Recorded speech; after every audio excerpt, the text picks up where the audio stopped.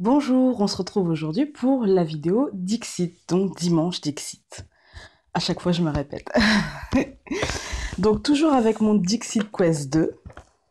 Voilà, c'est l'extension en fait, numéro 2.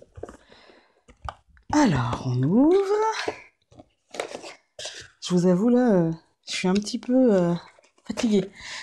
C'est le soir, je suis un petit peu crevée. Je vous montre le dos, ça fait un moment que je vous ai pas... Voilà.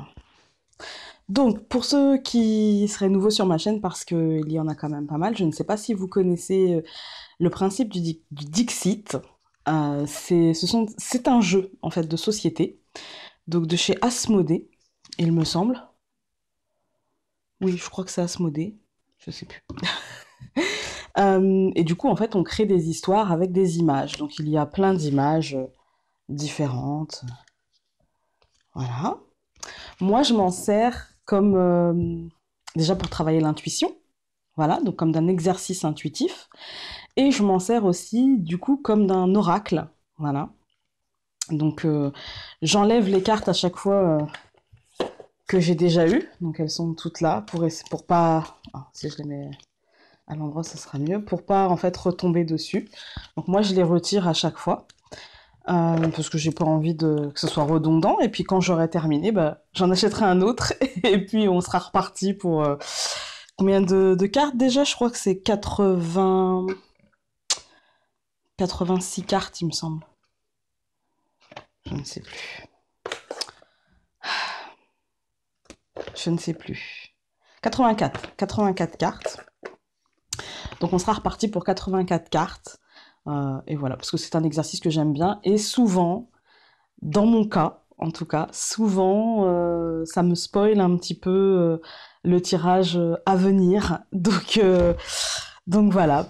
Pour vous, non, parce que ça tombe le dimanche et du coup, je l'ai bien placé, en fait. Involontairement, je l'ai bien placé.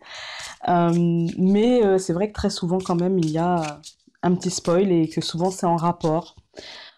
Alors, un rapport plus ou moins flagrant, mais en ce moment, c'est plus que moins. Donc, je vais prier pour avoir une bonne carte. Une carte positive. Wow, c'est toujours positif, hein, de toute façon. L'issue est toujours positive, puisqu'à partir du moment où on décide de travailler, s'il y a lieu de travailler ou de lâcher prise, s'il y a lieu de lâcher prise, eh bien les choses s'améliorent dans un sens ou dans l'autre, de façon douloureuse ou pas sur le moment. Ah, bah il y a une carte qui a sauté, on va la prendre. Alors, oh, c'est une très jolie carte. Je vous la montre plus, elle sera en haut comme d'habitude. Alors, on a une femme enceinte avec un enfant qui lit, un fœtus en fait, qui lit. Alors, c'est la première chose que je vois. J'ai vu qu'il y avait quelque chose derrière, mais pour moi, là, ça me parle de gestation, évidemment, avec le bébé, mais le fœtus lit. Du coup, ça me parle d'études face à cette gestation. Ça me dit que quand on voit le visage de la femme, alors je ne sais pas si l'image sera de très bonne qualité, mais quand on voit le visage de la femme, elle est énigmatique. Elle est perdue dans ses pensées. Elle est un peu... elle n'a pas un grand sourire. Voilà. Je pense qu'à un moment donné, en fait, on a lancé quelque chose. Ce quelque chose est en étude, n'est pas terminé, il est en gestation, on est encore peut-être en phase d'étude de ce projet, quel qu'il soit professionnel, qu'il soit financier, qu'il soit sentimental, qu'il soit émotionnel, spirituel, peu importe. On a envie d'évoluer, on a envie de créer quelque chose, et on est en phase d'étude de ça. Voilà.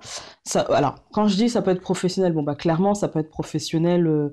Voilà, on peut avoir un projet pro qu'on est en train de monter, l'idée est en train de germer, on ne sait pas trop encore comment il va en sortir, tout comme une femme enceinte ne sait pas comment sera son bébé. Elle a des idées, des grandes lignes en se regardant dans le miroir, en regardant son mari dans le... Voilà. Mais au final, on ne sait pas. Voilà. Et ben là, c'est un peu ça. C'est-à-dire qu'on a les grandes lignes, on a le cadre, on a plein de choses, mais il reste des choses à étudier. Et puis, il y aura forcément une part de surprise. Voilà. Quand même, je sens bien que ce projet, c'est peut-être un peu long parce que si vous regardez bien l'image, le ventre est vraiment gonflé et la dame a vraiment mal au dos. D'ailleurs, on le voit bien dans l'ombre. Euh, voilà, elle est très cambrée, elle a vraiment mal au dos. On sent que ça devient long, en fait. Ça devient long, vraiment. Et peut-être que cette ombre qui est un petit peu plus grande que le personnage, euh, pour moi, l'ombre, enfin, notre ombre, c'est souvent, ça représente souvent nos doutes un petit peu. Voilà, ça représente un petit peu nos doutes. Et puis, euh, on a envie de se voir aussi grand que ça.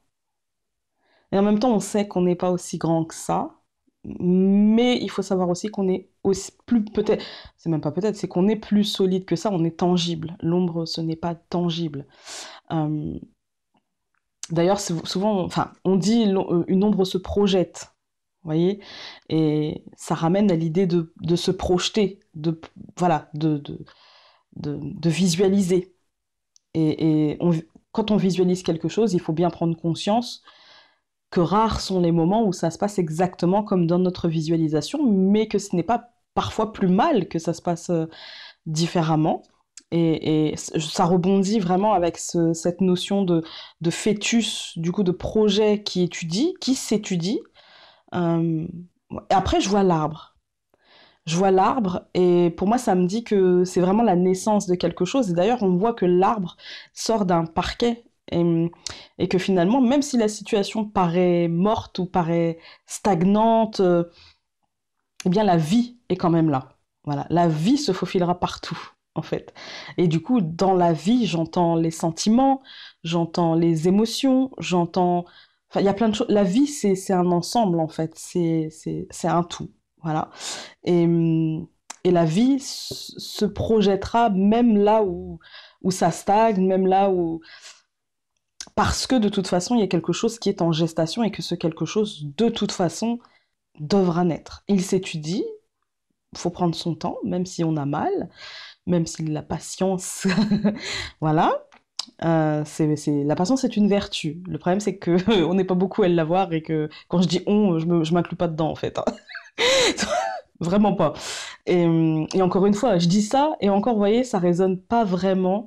C'est-à-dire que on est tous patients sur certaines choses, mais il y a des points de nos vies où on a envie que ça aille un peu plus vite parce que c'est le maintenant, parce qu'on en a envie maintenant. Et voilà. Et moi, je pense que si cette dame, elle a ce visage-là, déjà peut-être qu'elle est fatiguée et peut-être qu'on est fatigué d'attendre. Voilà.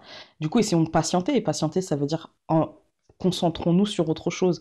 On dit souvent, et ça matche bien avec cette image, on dit souvent aux femmes enceintes, il arrivera quand il arrivera, en attendant, faites autre chose. Et même si c'est difficile, parce que c'est facile de dire ça, mais en attendant, quand on porte 3 ou 4 kilos de bébé, plus le poids qu'on a pris, plus ceci, plus cela, hein, voilà. Le corps fatigue, et là, j'ai l'impression qu'en fait, on fatigue. Ça peut être notre corps, hein, mais pour moi, c'est plus le mental. Voilà, parce que je n'oublie pas l'ombre, et l'ombre, c'est la projection. Et pour moi, c'est le mental qui fatigue, dû à cette longueur d'études, de projets, dû à cette longueur de gestation des choses. Et le livre, c'est l'étude, mais c'est aussi la réflexion, et du coup, ça peut être la prise de tête. Voilà. Peut-être qu'on se prend la tête et qu'on retourne le problème dans tous les sens, et qu'on a beau l'étudier, justement, dans tous les sens, et ben, c'est compliqué. Voilà. Mais l'arbre, pour moi, l'arbre, c'est quand même l'espoir, c'est quand même... Vous voyez, sur cette image, pour moi, l'arbre, c'est le début de l'arbre familial, ou de la branche familiale, comme vous voulez. On peut très bien imaginer qu'en dessous, en fait, que cet arbre, finalement, ne soit pas un arbre, mais plutôt une branche qui se serait faufilée. Mais pour moi, la naissance de quelque chose, c'est l'hérédité, mais l'hérédité dans le sens, pas forcément l'hérédité, la famille, l'arbre généalogique, mais on, on crée quelque chose et du coup, on y met un début. Voilà.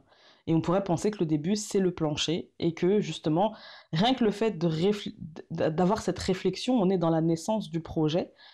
Laissons-le grandir, laissons-lui le temps. Voilà. Voilà, écoutez, je pense que ça m'a bien parlé quand même.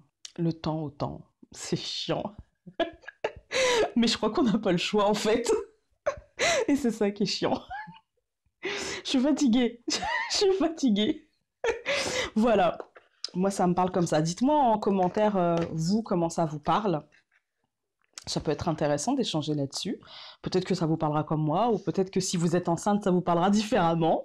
Peut-être que vous allez juste me dire non, j'en ai juste marre, c'est long, et il est lourd, et j'en peux plus. Peut-être qu'il se croit à la bibliothèque et qu'il a pas envie de sortir. Et, du coup, voilà, moi ça me parle comme ça.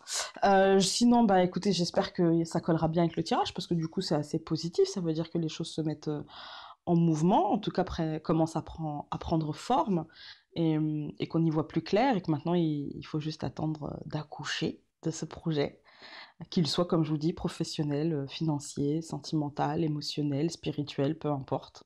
Et de toute façon, tout est lié. Tout est toujours lié. Voilà.